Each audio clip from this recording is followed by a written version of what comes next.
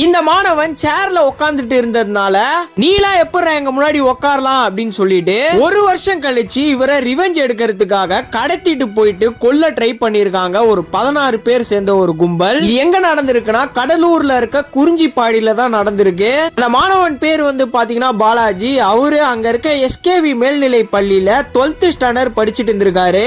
Balaji school முடிச்சுட்டு போகும்போது வந்து பாத்தீங்கன்னா ஒரு 16 பேர் கொண்ட ஒரு கும்பல் இருசக்கர வாகனத்துல வந்து பாலாஜ ஒரு முந்திரி தோப்புக்கு கடத்திட்டு போறாங்க.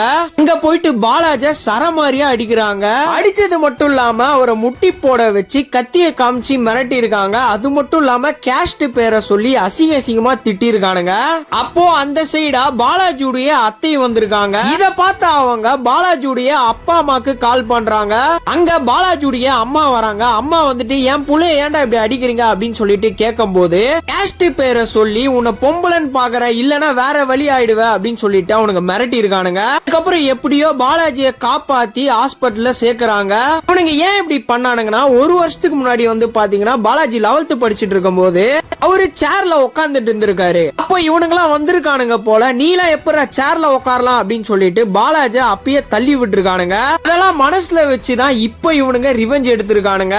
இவனுங்கெல்லாம் ஸ்கூல் படிக்கும் போதே எவ்வளவு ஜாதி வெறியோட வளர்றானுங்க பாருங்க. இவனுங்கெல்லாம் இப்படி ஜாதி வெறியோட வளர்றதுக்கு காரணம் பேரண்ட்ஸே ஜாதியை ஊட்டி வளர்த்திருப்பாங்க.